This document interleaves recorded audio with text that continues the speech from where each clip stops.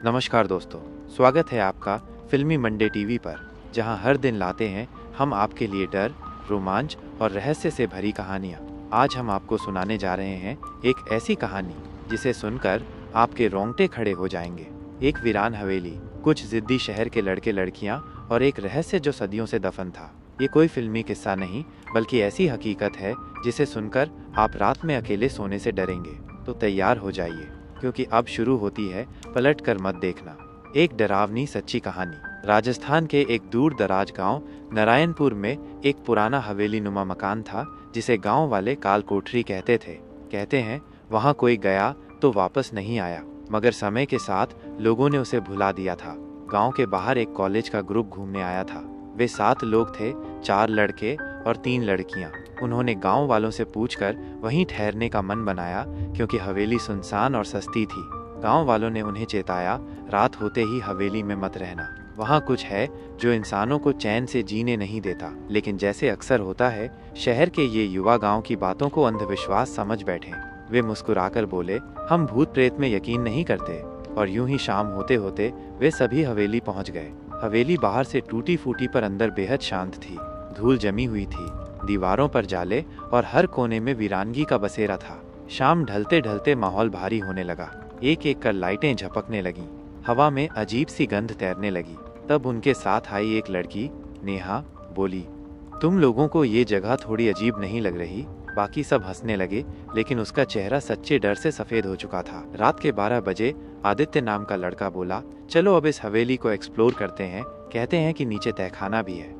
सबने अपने फोन के टॉर्च ऑन किए और तहखाने की ओर बढ़े। जैसे ही उन्होंने तहखाने का दरवाजा खोला, एक ठंडी हवा का झोंका आया। वहां नीचे बिल्कुल अंधेरा था। दीवारों पर अजीब तरह की चित्रकारी थी, उल्टे लटके हुए इंसान, खून से सने चेहरे और कुछ संस्कृत में लिखी हुई रहस्यमयी लाइनें। सबसे पीछे चल रही नेहा को अचानक ऐसा लगा जैसे किसी ने उसका हाथ पकड़ा हो। उसने पलट कर देखा, लेकिन वहां कोई नहीं था। तभी एक गूंजती आवाज आई, पलट कर मत देखना। सबने एक दूसरे की ओर देखा। किसी ने भी ये आवाज नहीं दी थी। सब डर गए, लेकिन साहस दिखाते हुए आदित्य बोला, शायद हवा से कोई आवाज आई हो।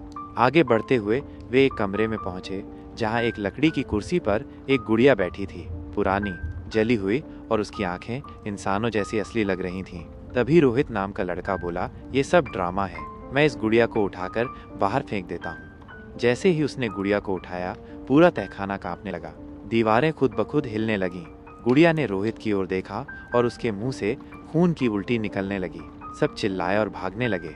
लेकिन जैसे ही वे सीढ़ियों से ऊपर जाने लगे, तहखाने का दरवाजा अपने आप बंद हो गया।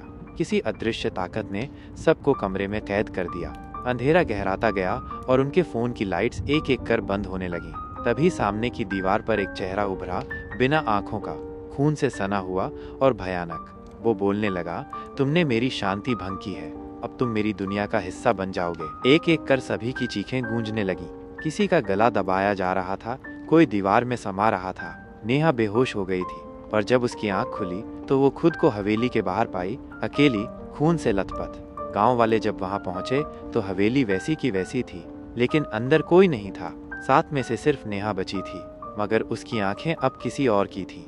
वो इंसानी नहीं लग रही थी। नेहा ने किसी से कुछ नहीं कहा, बस गांव छोड़ दिया और हमेशा के लिए गायब हो गई। मगर कहते हैं, रात के समय हवेली से आज भी चीखें आती हैं, और गुड़िया अब हवेली के बाहर बैठी मिलती है, जैसे किसी को बुला रही हो। इस घटना के बाद गांव वालों ने हवेली को घेर कर मंदिर बना दिया, लेकिन डर अब भी हवा में तैरता है। पलट कर मत देखना, ये शब्द आज भी गांव के बच्चों को सुलाते वक्त सुनाए जाते हैं, क्योंकि जो पलट गया वो लौट कर कभी नहीं आया। तो दोस्तों, ये थी पलट कर मत देखना, एक ऐसी कहानी जिसने साबित कर दिया कि हर वीरान जगह के पीछे कोई न कोई रहस्य जरूर छिपा होता है। अगर आपको ये कहानी पसंद आई हो तो वीडियो को लाइक जरूर करें, और ऐसी ही डरावनी और रहस्यमयी कहानियों के लिए सब्सक्राइब करें हमारे चैनल फिल्मी मंडे टीवी को।